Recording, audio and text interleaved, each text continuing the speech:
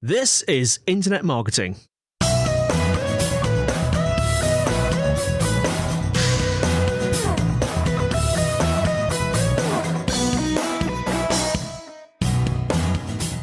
Hello and welcome to the Internet Marketing Pocast brought to you by SiteVisibility. Today with me is Steve Munachen, Head of Global Marketing at Push Live, and we're going to be discussing how to monetize your live streamed content. I know live streaming is top of mind for a lot of our listeners, a lot of our clients, a lot of our prospects, and just a lot of people in the marketing world. And so it made sense to bring in the year with an episode about live content. Before we get into the detail of monetizing live streamed content, do you want to introduce yourself to our listeners? Yeah, well, I run the global marketing for Push Live. We're a live streaming business that's probably been in market for around sort of 5 years now. Up until the past few years, we've sort of been behind the scenes a lot, working with sort of big music and entertainment brands to power their live streaming and to really help them go further than what they thought was possible. So Boiler Room, I don't know if you heard of Boiler Room, but it's a massive EDM live experience, music live experience brand. Our technology has been powering them for the past few years. And we've been working with big festivals and lots of big artists to help them sort of bring their live content to life. And we've been doing really well and working with a lot of people, but then the global pandemic hit and, we were going through this sort of period of education, really, like trying to teach people about live streaming and help them sort of pivot into that space, brands especially, and also, content owners and rights holders to look at that space more. But the pandemic sort of really accelerated people's understanding of live streaming, and henceforth, like last year and sort of this year, we sort of really accelerated what we've been doing and sort of our growth as a company. Hence, we sort of are doing a lot more PR and a lot more marketing now because there are a lot more opportunity to do that and to help the world understand what live streaming can actually do for them. That's really interesting, actually, and I haven't thought about it until this moment, but I've spoken a lot in 2020 about the pandemic and its impact on marketing and business, and I've spoken a lot about the trends and the marketing trends that's impacted, and that's included a lot related to podcasting. Podcasting's going through this new, third or fourth boom in its history. I've seen a lot of people start video projects, but the one thing I haven't discussed on this podcast more recently is that's also the same trend has been seen in live streaming. I've seen so many people commit to say, right, this is the year I'm going to sit down, I'm going to convert my office into somewhere where I can do some video content, push that live, and just build that project that I've had in the back of my mind for a while. So is it fair to say that you're seeing that same kind of push from creators and brands? Yes, definitely. And I think we've always had a big role in the gaming world. The group that we're sort of part of has a big section that sort of focuses on gaming, working with brands like EA and Xbox.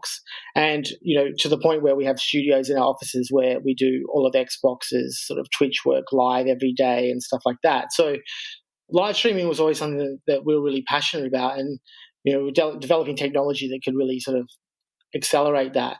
And the gaming world has just been brilliant at sort of leading the way in this, and young people adopting their own sort of programs and studios on Twitter, building businesses for themselves, taking control of sort of their content and becoming entertainers, understanding how they can monetize and market themselves on those platforms. That was something that we've always sort of been involved in and always taken note of. And with the pandemic, as it came in, some of the sort of slow to react sort of industries suddenly became really interested in it. Like we were doing some good work in the music industry before the pandemic, but pretty much the day it happened, we got a call from Diplo, who wanted to all of a sudden do 4 streams a week live across his channels, engaging his different audiences under his different sort of characters, from Major Lazer to Thomas Wesley and stuff like that. So all of a sudden, artists who were sort of holding their sort of performances close to their chest, really only giving it away in a live setting, physical live setting, suddenly thought, wow, where's my income going to come? How am I going to engage these audiences that I have built so much time connecting with? And live streaming became something that was really necessary for them. And then from Diplo and from his sort of community, it sort of just spread out. And we saw a lot of stuff early on with the sort of live from home virtual sort of concerts that were being run across big broadcasters and stuff globally. But actually, there was a real undercurrent of creators and stuff like that were stepping into live streaming on their own platforms, and not just looking at ways they can connect with audiences, but thinking about how they can actually make a living doing it. And that's sort of what we've been helping people do over the past 12 months, building on the work we did a couple of years before that. Yeah, that's really interesting in terms of, well, number one, everybody wants a call from someone like Diplo. That's not a bad call to get. So I bet you enjoyed that one. Also, just the music industry and how the pandemic has impacted performing arts. And I've been really impressed at some of the creativity shown by musicians. And I'm a big hip hop fan. And so one thing that I've really enjoyed throughout the pandemic, throughout 2020, was the Versus Battles, which was a company founded by Timbaland and Swiss Beats. I think they live streamed primarily through Instagram. I don't know if they worked on any other platforms. But the principle of what you're saying is something that I've seen throughout the music industry. And as I sit here with you today in early January, I expect that to continue throughout the year. So I suspect you're going to get plenty more calls like that, and branching from music into things like comedy. I think I remember reading somewhere that you worked with Def Comedy Jam as well. So I suspect you're going to be seeing more of that. One thing I am really curious about is that I think and in general, probably our listeners too, understand live streaming in terms of going live on Facebook, going live on Instagram, using Periscope, which I know is about to be shut down soon, or going live on each individual platform. But I'm aware of programs or software like Restream. That feels like the biggest player in that market to me. I want to understand a little bit more about how your service, your software differs from a company like Restream. Could you maybe speak on that a little? Yeah, so our product is very, very different, but also the same. So Restream is a fantastic platform for multi-streaming to multiple destinations. So if you're doing a live event, you can stream it out to as many sort of destinations, 30 odd, as you like. Our platform is unique, and our sort of USP is that one live event can be streamed into Push or fed into Push, ingested, and then in the cloud, we can render and customize each of the output versions. So one live performance comes to us, and then that can be sent out to an unlimited number of destinations, each with customized graphics, language, advertising, video on demand, video like VT elements. Basically, all the bits around the live, which sort of makes it come to life, can be customized. So what that allows is the creator to be much more versatile in how they reach audiences. Now, if you're live streaming through your own channel, you have a fixed audience there, and if you've got a large audience, then you've got them there ready to be engaged. If you're streaming through a platform like Twitch, there's an audience that exists in that platform, but you have to sort of fight for your share of that audience in order by getting noticed or by being outstanding in some way. What we do is work with the live content creator to really understand where their potential audience is. So, they may be a musician or in a band, for example. Their fans on their social media are really important, so you want to engage them. But that's not to say that there aren't other fans, potential fans of that band that exist globally. So what if that band connected with other bands in other markets that had sort of a similar sound? What if all of a sudden that band could stream their live content through partner channels or influencer channels and engaging those audiences? Then all of a sudden they have the opportunity to open up their audience. But you can't just stream through partner channels or influencer channels with generic content. So no one's going to give you their audience for free. No one's going to say, hey, I'll just run your live event on my channel and hope that my audience likes it. What the channel owners want is the ability to tailor and customize that content for their own audience. So all of a sudden, you've got a live event, and then you've got all these channels that you want to stream to, and you can customize the content for those channels. All of a sudden, the content feels native to the channels that you're streaming to, and the audience that is being built up on those channels don't immediately reject it. They think they feel like it's something that is familiar to them, and they sort of embrace it. So the ability to customize the content for the output channels is really, really important. And also, we work less like a SaaS business where you can sort of click and use it. We were more of a managed service, and the managed service piece comes in with the expertise that we bring on identifying that audience for you, building an appointment to view, because the appointment to view is so important in live. The thing about live is that it really doesn't exist if no one's watching it, right? So you can go live and send it out to the world, but if you've got one viewer, then what's the point, really? You know what I mean? So you have to, the same as any marketing campaign, you have to do a lot of work in the promotion to build that audience, to ensure that when you go live, you have that maximum impact. And the thing about live is, as opposed to VOD, live brings this sort of sense of emotion that you can't get from video on demand. If you and I are watching a YouTube clip and we're watching it at different times, we might be watching the same video, but the fact that it's not happening then, right now, in that moment, you sort of the emotional connection to that content is a little bit different because you're not experiencing it per se, you're just watching it. When you're in the live moment, there's this real heightened sense of emotion, especially with things like music and sport, where in music, especially watching a live concert, those different songs can elicit different reactions from you. The way that the band interacts with you can elicit different feelings. You may have connections to certain songs. In sport, there are big moments that sort of you can't anticipate, that are unplanned, that all of a sudden spark emotional reactions in the audience. And that's why live is so important, that if you can focus on understanding your audience, knowing how they're behaving, when they've got those emotional reactions coming through, you can actually build a really solid live entertainment concept that you can build around it. Yeah, that's really interesting in terms of the emotional part, because with live streaming, when it appears in your feed, there's that number one, when it appears in your feed, you don't want to miss out. So the immediate feeling as a browser, as an audience of a person or as a brand, you have that feeling of FOMO. You don't want to miss out on whatever's about to be presented. You want to be the first there. I think that's just something that's inbuilt within our society. But then, as you said, once you're engaged and in that stream and in that world, we're all looking for different experiences. And so perhaps, particularly because of the pandemic, and we're all looking for different experiences or ways to replicate offline experiences. And I'm sure we'll come on to this in a moment. You've probably seen some really interesting ways of how artists, brands are using that emotional element of live streaming to further engage with their audience and maybe even to market or sell products and services. I'm sure that's something we'll come on to in a moment.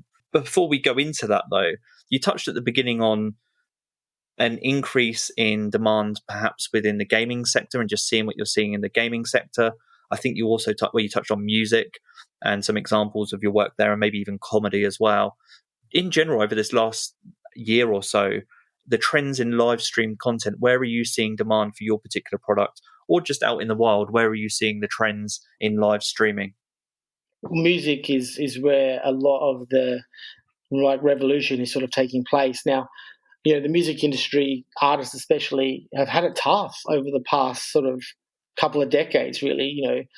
The introduction of streaming platforms, the inability to sort of sell records and make revenue from that. So much of their revenue comes from touring.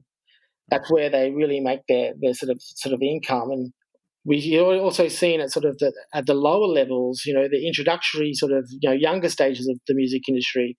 There's not a lot of venues where bands and stuff can actually ply their trade and get noticed and build a following these days. Like, it's not like it was before, where there's a band in every second pub sort of around the place. So with the pandemic coming in, it's made it very, very difficult for the sort of music industry to press on. And they're a big part of the live event industry. If you look at festivals and shows and stuff like that, it's not just the artists that can't make money, it's the whole industry around it that sort of are suffering as part of it. And so we've seen a lot of the sort of usually slow to react music industry types understanding that live streaming could be really their sort of savior. And they were really interested in coming out of the pandemic with a new model where digital can be as or more profitable than physical. So that's not to say that physical isn't absolutely imperative. Like, physical live events are probably the most important thing that we sort of want back because of that, that feeling of community and that sense of connection that comes from it. That if you can start to build in digital solutions around that, your potential to make money increases exponentially. That's just because your ability to have a larger audience increases exponentially. And while you might be doing a sold out gig at the O2, you can, if you're going live digitally at the same time, that 15,000 people who've paid for a physical ticket can be dwarfed by the 1.2 million people that might actually buy a digital ticket at a fraction of the cost. But then when you have those people in that digital landscape, you want to be able to monetize them, and that's where you sort of draw inspiration from the gaming industry, where you build big audiences by actually offering something at low cost or sort of free, and then you can engage those audiences with microtransactions. You don't have to be selling big value items to be making money. You can do lots of small value items to a bigger audience. And I think that's really the opportunity for the music industry moving forward, and for the other sort of live event industries, is understanding how these different models and what models right for them, and then how they can actually build revenue and monetization elements and stuff around it. As you're talking, it also reminds me of you talked at the very beginning of the podcast about how it's exciting to see young people come up and kind of build careers and monetize their streams in the gaming world. And that's something I'm really excited by too. I really like watching all the experimentation that's happening right now with live streaming of gaming and esports and that whole industry that's growing. It's quite an exciting place to be. But I was thinking as you were talking about the musician part of that as well. And I know he's a really famous example. Not every musician is able to achieve this, but I think it's going to become easier and more of the norm. But Travis Scott, the US hip hop artist, last year he collaborated with Fortnite, the game, and they had an in-game live stream concert. And I can't remember, the figures are crazy. I'll link to it in the show notes. I wouldn't even be able to guess what the figures are now, because they're into the tens of millions in terms of how many people watch that. But that kind of thing is what I'm seeing starting to be replicated across not only lots of video games and lots of platforms, but in terms of in-game live streams from musicians as well. So it's very meta because it's the two things that you're talking about combined. And I've started to see a lot of that. And actually, in terms of what you're seeing, I'm interested to go into a little bit more detail about the actual live streams themselves, and whether that's musicians or whether that's other performers or other brands. Can you maybe speak a little on the two things, really, the engagement techniques? So how are you seeing artists or brands or creators utilize live streams to engage their audiences? And then second to that, maybe some interesting monetization examples? Yeah, sure. I think the models that we set up, we basically have these sort of two models, and one is a model where you take the single stream and you stream it out to multiple destinations, and each of those destinations has target audiences, and you build around that. And there's a second model which usually works hand in hand with the first, which is our live interactive player with live marketplace that exists within it, which is sort of a closed ecosystem, sort of pay-per-view type sort of ecosystem, sort of that you move people to. The promotion piece comes in maximizing audience and maximizing the right audience that are targeted. So, what we do and how we work is basically we build out a sort of a promotional sort of program, but that promotional program is built around live content as much as the main output is. And, we work with bands and, for instance, we work with bands and their fan clubs and their different sort of fan pages to give those channels who are, really bought into that band experience the opportunity to interact with their heroes and stream live content as promotional content for digital shows. So something like that drives sort of mass awareness in people that are highly engaged. At the same time, because you have this sort of asset, you can be sharing that with media, traditional media outlets, digital outlets online, where you can be giving them access to live content so that their audience becomes aware of what's going on. And that's how we sort of build out the promo piece and raise that awareness. Like, if you're the biggest artist in the world, if they decided to give away their content for free, they could potentially reach billions of people online simultaneously. There's no limit that in terms of what can stop them because of the 6 degrees of separation that exists in social.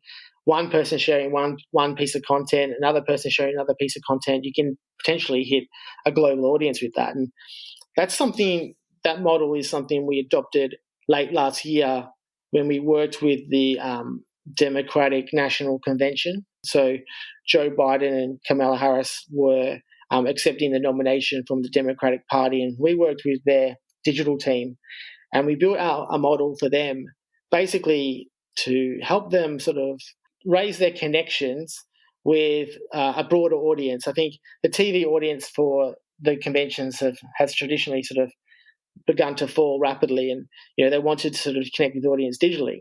So what we did is worked with the DNC, and we offered everyone that was a supporter of the DNC the opportunity to nominate their own social channels as broadcast platforms for the conference. So each night of the conference, different people ranging from supporter groups in Arizona through to Mayor Pete Buttigieg to Barack Obama gave up their social platforms to run that content. So we ingested the main feed and then shared that out through all those social platforms each night, reaching those different audiences. So by taking that main feed and then using these other platforms, we were able to really sort of connect with a really broad social audience of people that are getting the content through the pages they trust, not necessarily the news outlets or the TV channels that were covering sort of that convention. And that model can be used across any event, you know what I mean, to raise that sort of awareness. As long as you can identify and as long as you can partner with the right channels to reach the audiences that you are, that really want to engage. As you're talking, the first thing that comes to mind for me are festivals. Thinking about, actually, the first festival that came to mind was Glastonbury, and all of those disappointed Glastonbury goers that wanted to go this year and maybe next year. In theory, based on what you're saying, what you could do is Glastonbury could, they take that whole festival lineup, and in theory, you could live stream to every artist in that festival lineup to recreate Glastonbury across the breadth of all of those profiles of all of those artists, that everyone can access Glastonbury via the individual artists that would have been in the lineup. Well, that's exactly what we did for EDC Mexico in March last year. So just before the pandemic, we went out to Mexico City and worked with Insomniac, who's an amazing festival promoter. They run EDC, which is ginormous. So we worked with them to help them build out their digital strategy, and ultimately we built 87 different curated festival feeds that were shared out across 87 channels of the artists, of their brand sponsors, of their own pages, of media channels, and each of those different streams came from the different stages that were happening, and each different page got a specific stream that was customized to their audience. For instance, their major sponsor, Dos Equis, they had two streams, one that featured alcohol branding, which is for a plus 18 audience, one that didn't, but also they had their own branding and all their advertising throughout their streams that were shared on their own channels. While then some of the artists like Tiesto and Armin van Buuren just fed their own sets through their own channels at any one time, whereas other artists sort of selected the artists that they were the most passionate about and curated their own mini festival experience for their fans and stuff as well. So that sort of thing is really powerful. And for the results there, like EDC Mexico, I think in the sort of previous 3 years, their cumulative digital audience was something around 3 million. And then last year, for the work that we did, amplify that up to sort of 13 million sort of thing. So just by building out those sort of digital feeds, and the cost of using Push and the cost of partnering with us is it sounds like, oh my God, that could be expensive, but it's the exact opposite, because it all operates in the cloud, and all of this activation, from a festival point of view and from like a live point of view, you could do it using traditional sort of broadcast methods, but it actually requires a huge amount of like technical infrastructure to be brought in, OB trucks and huge amounts of cabling, lots of operators, different sort of encoders, all this sort of technical stuff. But because we can do it in the cloud, and actually, EDC Mexico and most of the events, we operate remotely on a laptop here in London, because it can all happen sort of in that space. You don't require any huge amounts of staffing. You don't require huge amounts of infrastructure. It actually is cost effective. It's really, like, you can actually do more for substantially less money each time, which is what I think is quite appealing to the festivals and stuff like that, because their margins are getting squeezed every single year. And they're looking for new and innovative ways that they can add value to sponsors, connect with more fans, and really promote their brand in the digital space. And I think that's something that we've found has worked really well. Yeah, as you're talking, it's building up a picture of Push Live to me. So it sounds like there's both the consultancy and strategic arm of what you do. So helping to plan both the leverage of partnerships and collaborations to broadcast, to really broaden the depth of your broadcast and to expose a broadcast to the most people possible. So it's the technical expertise of making sure that each stream is customized to each specific profile across each channel. And then there's the monetization aspect of it as well, which I want to get into a little bit more. So then it's the how to, for some of these creators making money from their streams. And I assume, just kicking off this part of the conversation, I assume that a lot of these are monetized events. So people buy tickets for exclusivity, as in these aren't on demand, these are one-off events. But can you maybe speak a little bit more on how some of these brands that you work with, how they monetize their streams? Is a lot of it through tickets and online ticket selling? Are there any examples of in-stream selling? And something that comes to mind, for example, is I've seen more in the marketing world, webinars that will try and upsell you during a conference or during a webinar. Is that something that happens in more creative industries that you've seen, from like music? Well, to be honest, ticketing is sort of the primary sort of monetization so far, but that's because of the limitations that most of the sort of tools that are on offer, have. What we're excited about, and this we're about to launch it in January, end of January, start of February, is our interactive player with live marketplace, where you can actually physically purchase products in the live stream while watching the sort of show.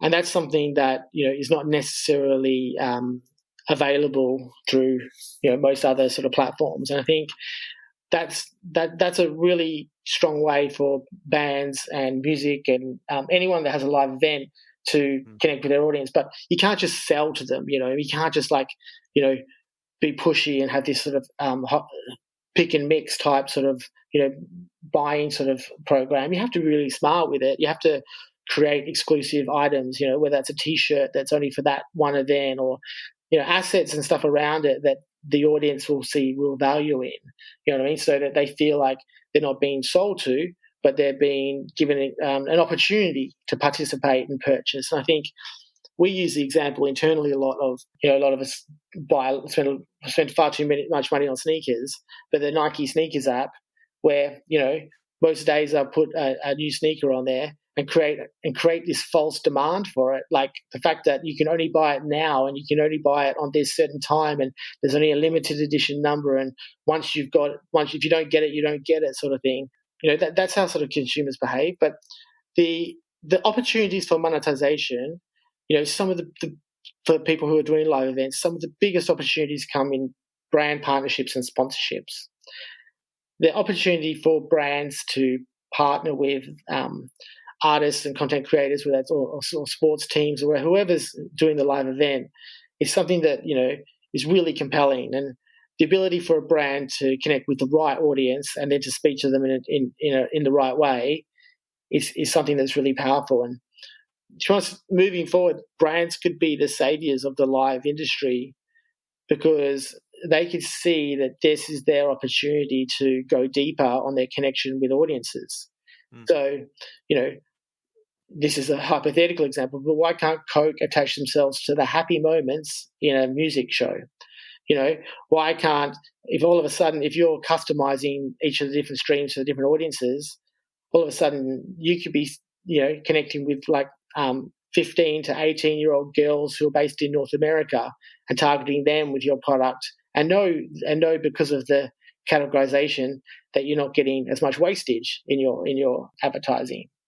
So I think I'll circle back a bit, because I think I sort of took a couple of steps too far there. So the opportunity for artists in the live space with the ability to customize their content. If you think about it this way, if you've got your live event, then all of a sudden you can live stream that out to the world, but you can live stream that in a way you can tailor that for, let's say, 10 different categorized audiences. Those categorizations may be geolocation, they may be language, they may be other demographics and stuff around that you're building. So all of a sudden, you can build a matrix out of who your audiences are, and sort of build them into a grid and understand how they're categorized. Once you know those categories, you can think about what brands might want to speak directly to those audiences, and based on an understanding of how big those audiences will be in the live space, you can then go and sell sponsorships or advertising in your live stream against those audiences. So for an artist, if you think the bigger artist, think about Taylor Swift, she could be selling her live concert taking place, say, in Austin, Texas, for example. She could be doing a live event where there's 10,000 people attending. She could decide that she wants to do a digital version of that, and then she wants to sell that digital version to different sponsors. In Europe or in the UK, McDonald's might want to be the major sponsor of it. They might want to do a music event, Taylor Swift, and bring it to UK audiences and build their advertising around it. In South Korea, Samsung may want to be the lead sponsor of it. In Australia, Coke may want to be the lead sponsor of it. All of a sudden, Taylor Swift, who might have had one major sponsor, can now actually sell 3 major sponsorships, and she can make her live experience feel like it's personalized for each of those different brands. So those brands aren't getting a generic feed from Taylor Swift. They're getting a feed that feels like it's especially for them. McDonald's has their branding all around it. Their advertising is built into it. The graphics and stuff like that, and the different sort of on-screen mechanisms are tailored to that brand. It can be, the different brand can actually be working across multiple markets. So all of a sudden languages and stuff can be different and customized. Different store pricings and stuff can be added in, links to local market websites and stuff like that. So you sort of have this one event that gets this sort of supercharged element to it, where it sort of becomes a little bit like exponentially bigger. And then you can think about, okay, what's the revenue opportunities around that in the sort of brand and sponsorship piece. So for big artists, there's massive, massive opportunities and stuff around that. And the same with sports. Sports rights holders, have been using traditional models of broadcast and media rights ownership for a long time. But with the globalization of sport, and especially sort of the main sort of sports leagues around the world, there's an opportunity to not hand away your rights to a media rights like sort of broadcaster who can then build the profitability around it, but you can take ownership of your own content, and then you can look at where the profitability can be. And then, rather than selling something for $3 billion, over the course of a year, there's nothing saying that you can't make $5 billion if you build the models and stuff correctly. So they're the sort of conversations that we're having with sort of different people across the spectrum about where the monetization opportunities and stuff are. That's really interesting. And this is why I love podcasts like this, when you think about a topic like live streaming, and I think about it fairly linear at the moment. So I think about, I've thought about live streaming in terms of streaming across multiple platforms, but then I haven't thought so much about, I've seen collaborative live streams between 1 or 2 people, but we're talking that scaled up by 10. So we're talking about whole networks of people, whole brands, and even, like you said, different geographical locations. So I think the thing that comes to mind, everything that you've said paints a really clear picture to me. And so my thought right now is, why isn't everyone doing that? And so I guess what are the technical limitations of this right now? I know that's ultimately what Push Live are here to do, to solve that problem, or one of the things you're here to do. But could you maybe explain to me what is preventing that from happening now for more people and more brands? What obstacles do you come up against when you're working with new brands, or it just may be speaking to new prospects? I think this is really new. I think the ability to work out, the best kind of campaign, the best kind of storytelling, the best kind of audience engagement in this space. Not a lot of people are doing it well, so there aren't these sort of models necessarily to follow. I think we've seen some really good with work by AB InBev in South America and Latin America are doing some really, really good work in this area that we've partnered with them, where, they work with big artists in those regions, they put on concerts, and then they attach different beer brands to those concerts relevant to the local market where those beer brands are most prominent. So like Bolivia and Ecuador and Brazil and Argentina will all have different brands that are bringing that content piece. So a brand is seen and saying, well, I can centralize my budget here. I can talk to all of these audiences by doing one event, but I can make it feel like each local market has its own vibe going on, sort of thing. So it doesn't feel like it's just one size fits all. I think brands generally, don't necessarily think, oh, let's just jump in and do this. You know what I mean? It takes a bit of negotiation. It takes their agencies especially to sort of really sort of understand what's possible, and then to sort of the agencies play a big role because they really understand the brand so well, but they're also really ambitious about how they can help a brand go really far forward. And if once everyone sort of understands the possibilities in live streaming, and to be honest, I don't want to sound like it's push live, but you can't do a lot of this stuff with anyone else. So no one's been talking about doing a lot of this stuff because it's physically not possible. So now we're bringing in these new ideas and new models around it. It's just a matter of sort of education and engagement, and then working closely with people to show them what's possible. And I think, we're a good medium-sized team with people in sort of Los Angeles, London, and Australia, but there's only so many of us that can sort of talk to people, sort of thing. That's why these sort of things like these podcasts and stuff are really good, because you can sort of give people a flavour about what's possible, and hopefully get them excited and come up with their own ideas, which brands like us can help them execute. No, that's what I was thinking, actually. I was smiling as you were talking, thinking to myself, well, essentially that's what things like this podcast are for, to share the awareness of new opportunities like this. And you want to be, if you're a marketer, an early adopter of technology if you've got the ability to. And there's a lot of what you said that makes sense to me. And it's kind of coming together in my mind, the principles of influencer marketing, and also then just live streaming. And if you combine that, and broadcast networks. So if you combine those things, then you're essentially in the direction of what you've been talking about today. The other thing actually that comes to mind, is that a lot of what you're saying makes sense if you're relatively big brands already, and not from a monetary perspective, so not because of budget, but because it makes sense to leverage each other's audiences. But I guess what I'm struggling to understand right now is maybe the benefits to a smaller creator or a smaller company. Have you seen any examples, or could you maybe speak on why? Is it possible to still achieve great results as a smaller creator or as a smaller or medium businesses using this kind of technology? Or would you say right now it's reserved for those larger corporations? No, I think smaller and medium people will see more benefit from it. I think we talk about the larger ones because they're sort of easier to model out and easier sort of to explain, because you can talk about that sort of big picture stuff, but it's just really smart digital strategy that you need here. Like there's an audience out there for every brand, and an audience out there for sort of every content creator. Like that's the beauty of the digital space right now, is that no matter what you like or are into or what you're creating, there are people that are out there that will follow you and engage with you. You just have to find them.